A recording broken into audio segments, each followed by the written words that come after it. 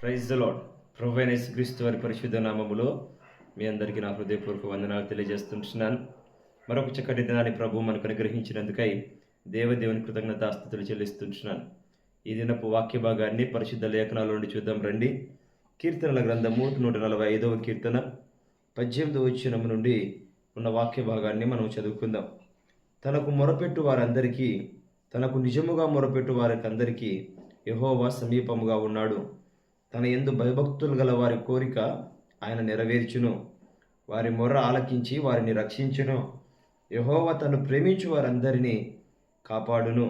అయితే భక్తిహీనులందరినీ ఆయన నాశనము చేయును. నా నోరు యెహోవాను స్తోత్రము చేయును. శరీరులందరూ ఆయన పరిశుద్ధ నామమును నిత్యము సన్నతించుదురుగాక. నా ప్రేమటువంటి వాళ్ళారా, ఈ కీర్తనాకారుడు దేవుని గురించినటువంటి మాటలు ఎంత మధురమైనవిగా మాట్లాడుతున్నాడో. ఈ మాటలో ఆయన మాట్లాడుతూ తనకు మొరపెట్టు వారికి అందరికీ అంటున్నాడు. అవునండి, ఈ ఉదయకాలమున ఎవరైతే ప్రభువుని మొరపెడుతున్నారో, ఎవరైతే ప్రభు సన్నిధిలో కన్నీరు కారుస్తున్నారో వారందరికీ దేవుడు సమీపముగా ఉన్నాడని తెలివిస్తున్నాడు. తనకు మొరపెట్టు వారికి అందరికీ, తనకు నిజముగా మొరపెట్టు వారికి అందరికీ ఆయన సమీపముగా ఉన్నాడు. ఆయన సమీపముగా ఉన్నాడు. నువ్వు మొరపెడుతున్నప్పుడు బహుశా ప్రభువు నీకు దూరంగా ఉన్నాడని అనుకుంటున్నావేమో, కానీ దేవుడి ఉదయకాలం చెప్తున్న మాట ఏంటంటే, నీ ప్రార్థన ఆలకించుటకై దేవుడు నీకు సమీపంగానే ఉన్నాడు, నీతోనే ఉన్నాడు, నీ పక్కనే ఉన్నాడు. Is there with you. ఆయన నీతో కూడా ఉండి ఆయన ఏం చేస్తున్నాడంట, తన యందు భయభక్తులు గల వారి కోరిక ఆయన నెరవేరుస్తున్నాడంట. ఆయన యందు భయభక్తుల వారి కోరిక నెరవేరుస్తున్నాడు. నువ్వు భయభక్తులు కలిగి దేవుడికి ప్రార్థన చేస్తున్నట్టయితే నీ కోరికను దేవుడు నెరవేర్చేదానికి ఇష్టంగా ఉంటున్నాడు. కోరిక అన్నప్పుడు మనం ఆలోచించుకోవాల్సిన విషయం ఏంటంటే, మరి ఏది పడితే అది కాదు. నీకు నిజముగా ఏది అవసరమో అది తప్పక ప్రభువు నీ కోరికను నెరవేర్చేదానికి ఇష్టంగా ఉంటున్నాడు.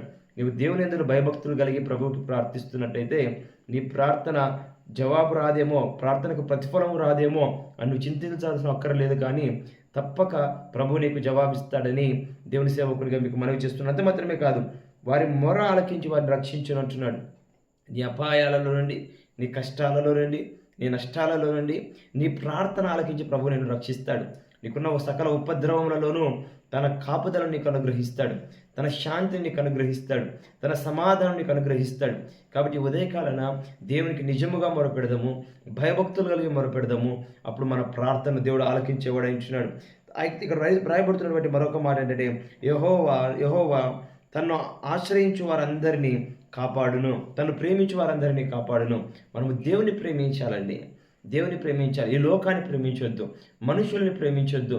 ఈరోజు కొంతమంది వస్తువులను, వాహనాలను, వెండిని, సిరి సంపదలను ప్రేమించి వాటి జీవితంలో వారు నష్టాల పాలైపోయి లేదా వాటి వలన అపాయాన్ని కొని తెచ్చుకుంటున్నారు. నీవు దేవుణ్ణి ప్రేమిస్తే ఆయనకు మాట్లాడుతున్నటువంటి వాటి అంటే కాపాడుతాడు. నువ్వు ప్రభువుని ప్రేమిస్తున్నప్పుడు దేవుని యొక్క కాపుదలను అధికంగా చూస్తాం. అవునండి, ఆయన అనుదినము అందరి ఎడల తన కాపుదలను ఉంచుతాడు.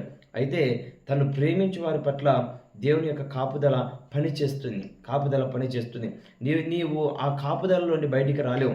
ఎప్పుడైతే నీవు దేవుని ప్రేమను అర్థం చేసుకుని దేవుని నువ్వు అమితంగా ప్రేమిస్తూ ఉంటావో, దేవుడు కొన్ని బౌండరీలు నిర్ణయించింటాడు. ఆ బౌండరీలోనే నువ్వు ఉండగలుగుతావు, ఆ హద్దుల్లో నువ్వు ఉండగలుగుతావు. ఆ హద్దులు దాటి నువ్వు బయటికి రాకోకుండా నీవు దేవుని ప్రేమించడం అన్నది ఆపుతుంది. ఎప్పుడైతే ఆ హద్దులు దాటి నువ్వు బయటికి రావో, నీకు ఏ కీడు రాదు, ఏ రకమైనటువంటి ప్రతికూలమైన పరిస్థితులు నీ మీదికి రావు. అందుకనే ఈ ఉదయకాలం మన దేవుని సేవకునిగా చెప్తున్న మాట ఏంటంటే, మీరు నిజముగా దేవునికి మొరపెట్టండి, భయభక్తులు కలిగి దేవునికి మొరపెట్టండి, ప్రార్థన ప్రేమిస్తూ దేవునికి మొరపెట్టండి. మరి మన మొరలో భయభక్తులు ఉన్నాయా? మన మొరలో నిజమైనటువంటి మొర కనబడుతుందా? మన మొరలో దేవుని ప్రేమిస్తున్నామనేటువంటి భావనను దేవుడు గుర్తించగలుగుతున్నాడా?